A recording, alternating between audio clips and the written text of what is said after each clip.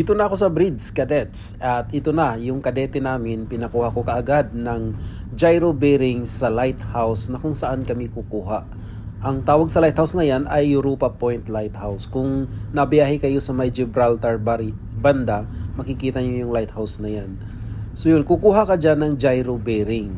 Ayon sa pagsasite niya, sabi niya 92 daw yung kuha niya, 092. So yun na yung ating gyro bearing. So next is kukuha tayo ng throw bearing. Pupunta lang tayo dito sa ICDIS. Hanapin natin yung Europa Point Lighthouse. Once na makita na natin yung Europa Point Lighthouse, ilabas lang natin yung EBL sa ICDIS. So maganda ito dahil hindi kami tumatakbo, nakaangkurahe kami. So hindi talaga gumagalaw yung barko. Pagkalabas ng EBL, i-point lang yung EBL doon mismo sa Europa Point Lighthouse. So kung ano yung lalabas na bearing niya, yun na yung throw bearing. So in this case, ang throw bearing na nakuha niya ay 092.6. So ganun lang, i-compare lang natin yung gyro bearing against the true bearing. Ang result nun, yun na yung ating gyro error. So in this case, yung gyro bearing natin is 092 at yung ating true bearing ay 092.6.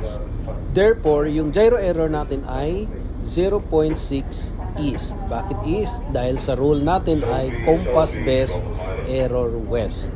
Dito sa nakuha natin, since maliit yung ating compass bearing, ang ating gyro error ay east. Compass best, error west. Compass least, error east. Kung ituloy pa talaga natin hanggang mag-end tayo doon sa deviation, same process lang din kung paano natin kinuha yung gyro error sa celestial object. Kukuha tayo ng time kung anong oras natin kinuna ng bearing, yung ating object, din yung position, at kukuha tayo ng gyro heading and magnetic heading.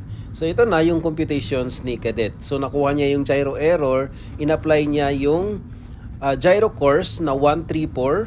So ang result is true course. Then yung magnetic course naman, ang kuha niya, ang reading niya is 135. So the result is magnetic error 0.4 west. Dito naman i-apply din natin compass best, error west. So malaki yung ating compass, west yung ating error. Then ang susunod na gagawin is i-apply natin yung variation. Yung variation pala, kinuha nito kanina sa ICDIS. So kung paano naging 0.1 east yan, meron siyang formula na kailangan din nating sundin, hindi na pinakita ni Cadet dito.